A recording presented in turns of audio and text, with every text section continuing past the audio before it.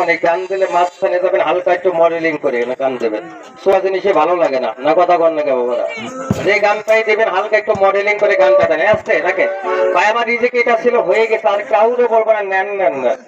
তবে বড় ভাই একটা কথা বলি ভাই, এখানে হয়তো বোঝাইতে হবে ভাই যত সময় যাতে কেমন বাবা, নাই এটা তো ভালোই লাগে। আজকে একটা কথা বলি, এই লোক ধরেন আমার লোক মিথ্যা বলছে, আমিও মিথ্যা বলছে বাবা, কারণ অনেক কবিরাজ আসে তো ফাইল যারা টাকা দিয়ে কিনেছেন, ফাইল তো আপনাদের হইতে হয় নাই বাবারা।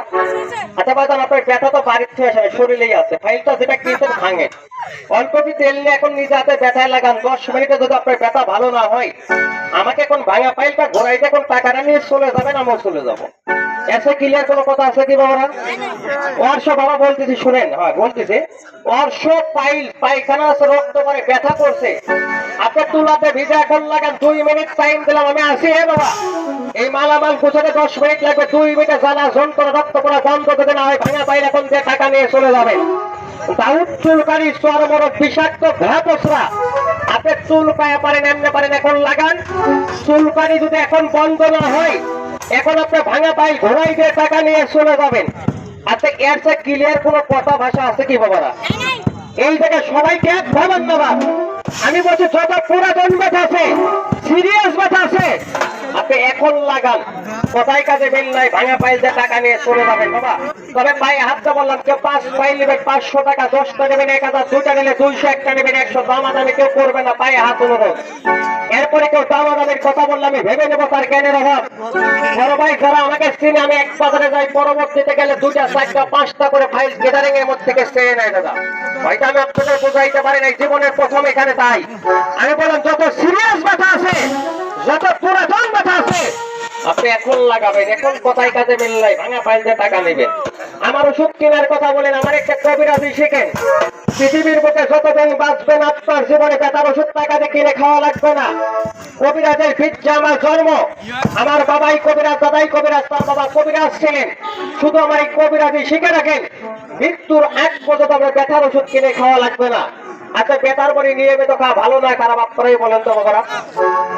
ব্যথার বড়ি যদি খান নিয়মিত, দাদা কিডনি ড্যামেজ হবে, হাড় দুর্বল হবে, রক্ত পানি হয়ে অকালে মারা যায়। যে ব্যক্তি ব্যথার ইনজেকশন করে ভবিষ্যতে একটা সাইড করে যাওয়ার সম্ভাবনা থাকে, তাহলে বলবেন বাঁচার উপায়, এই যে কবিরাজিরা শিখে রাখেন, শিখাই দিয়ে বাজার, জীবনে ব্যথার ওষুধ লাগবে না। খাঁটি সরিষার তেল পাওয়া যাবে না আপনাদের এলাকা বাবারা? যাবে। 100 গ্রাম খাঁটি সরিষার তেল নেন, তরকারি রান্না করলে আমরা রসুন দিই না বাবা, দিলেন তো নাকি রসুন? আমরাও রসুন বলি, আপনারা কি রসুনই বলেন? একটা রসুন নেন, আরেকটা গাছের ফল নেন, গাছের পাতা হাতের পাঞ্জার মতো, ফুল হয় মাইকের হরেনের মতো, ফলে শত শত টাকা হয়, মানুষ খাইলে শুনছে পাগল হয়। কি গাছ বলেন আপনারা বাবারা? ধুতরা তো 2 জাত হয়, একটা সাদা একটা কালো, তাই না বাবারা? একটা কালো ধুতরার ফল নেন, শক্ত কিছু জিনিস যে জাতাতে থেতলা করেন, রসুনটা থেতলা করে 100 গ্রাম তেলে ছেড়ে দেন, 15 থেকে 20 মিনিট জাল করে টক করে এটা ফুটান, নামাই ঠান্ডা করে ব্যথায় লাগাবেন। ব্যথার ওষুধ আপনার জীবনে কিনে খাইতে হবে না। আর ব্যথা যদি এটাই ভালো না হয়, আপনার বাড়িতে আমার বেঁধে রাখেন, তোরে যে শাস্তি দেবেন মাথা বেঁধে নেবো, এলে কাজ হয় না বাবারা।